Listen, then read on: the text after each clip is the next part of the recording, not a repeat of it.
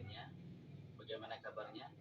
Alhamdulillah sehat ya. Mudah-mudahan kita selalu dalam lindungan Allah Subhanahu wa taala. Sebelum kita akan mendengarkan video pembelajaran ini, alangkah baiknya kita berserah diri kepada Allah Subhanahu wa taala dengan berdoa. Berdoa mulai.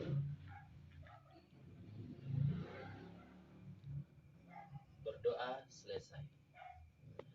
Anak-anak Bapak semuanya, pada video pembelajaran kali ini kita akan membahas tentang dalam bidang studi Al-Quran Hadis pada bab yang kedua, infak dan sedekah. Pada video pembelajaran ini akan kita bahas tentang apa itu infak dan apa itu sedekah. Dan apakah sama infak dengan sedekah?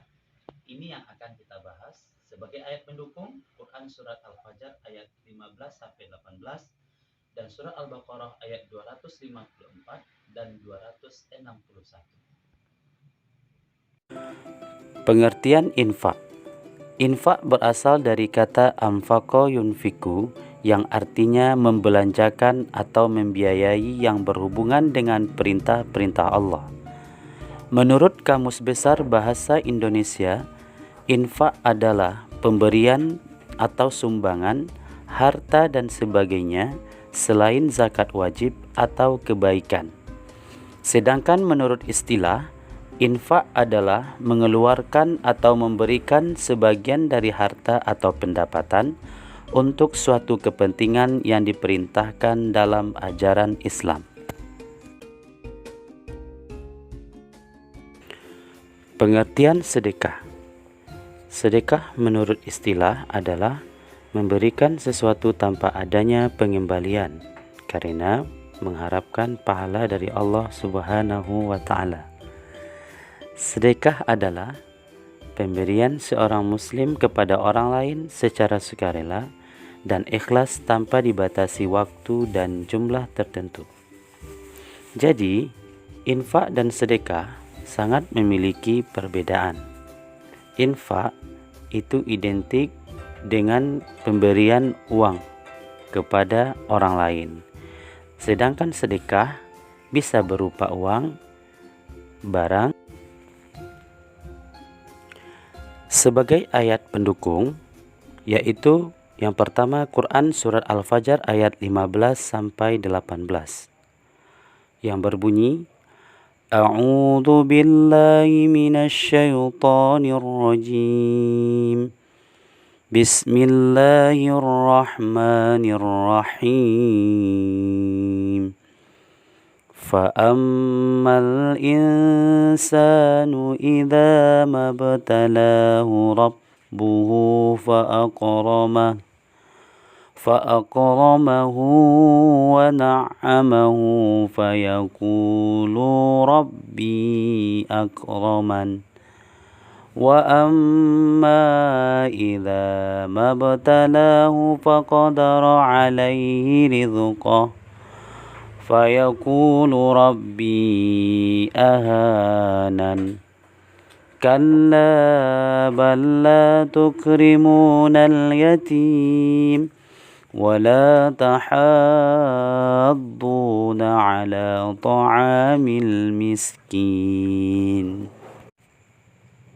Sebagaimana artinya adalah, maka adapun manusia apabila Tuhan mengujinya lalu memuliakannya dan memberinya kesenangan, maka dia berkata, Tuhanku telah memuliakanku.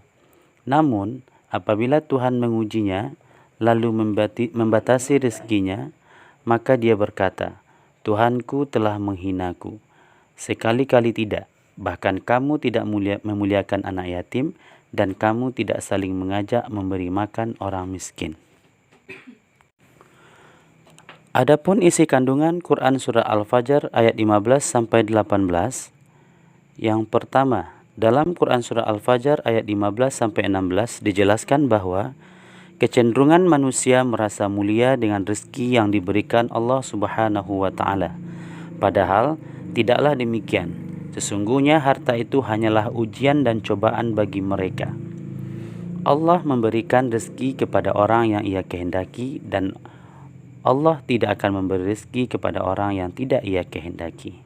Maka oleh sebab itu, manusia ini mulia di sisi Allah karena dia itu diberikan kesempatan untuk beribadah kepada Allah, bukan salah satunya dengan rezeki yang banyak melimpah ruah yang diberikan oleh Allah Subhanahu wa taala. Yang kedua, selanjutnya dalam Quran surah Al-Fajr ayat 17 sampai 18.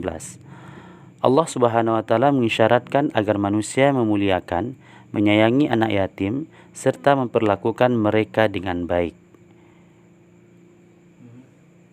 Kemudian selanjutnya dalam Quran surah Al-Fajr ayat 18, Allah Subhanahu wa taala memperingatkan agar manusia saling menyeru, saling mengingatkan untuk menyeru memberi makan orang miskin.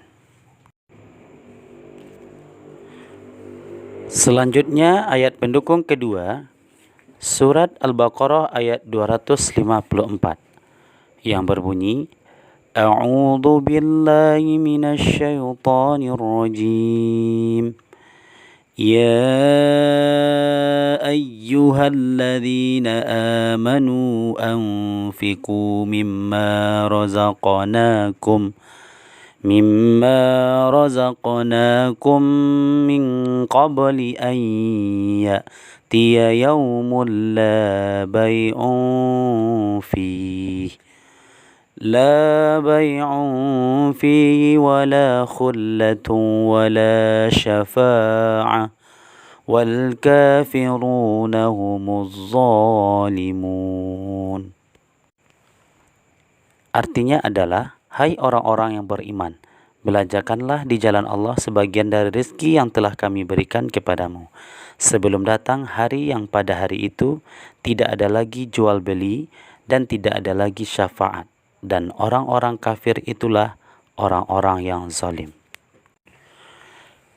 Kemudian yang ketiga adalah surah Al-Baqarah ayat 261 yang berbunyi, A'udzu billahi minasyaitonir rajim. Bismillahirrahmanirrahim. Mathalul ladzina yunfiquna amwalahum fi sabilillahi kamathali habbatin ambatat sab'a sanabila fi kulli sumbulatin mi'atu habbah wallahu yudha'ifu liman yasha' wallahu wasi'un alim.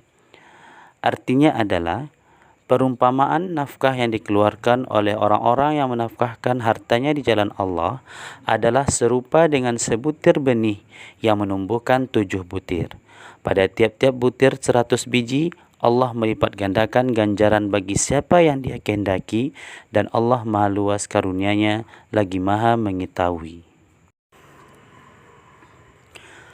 Adapun isi kandungan Quran surah Al-Baqarah ayat 254 adalah, dalam Quran surah Al-Baqarah ayat 254, Allah Subhanahu wa taala menyeru orang-orang yang beriman agar menafkahkan hartanya, baik sedekah yang wajib atau zakat maupun sedekah yang sunnah, dan hendaknya bersegera untuk menafkahkan sebagian rezeki yang Allah Subhanahu wa taala karuniakan sebelum datangnya hari kiamat. Karena setelah kiamat tiba, maka seseorang tidak dapat menebus dirinya dengan harta apapun. Pada saat itu, tidak ada pertolongan dari sahabat dan kerabat, bahkan keturunan pun tak ada lagi yang peduli lagi.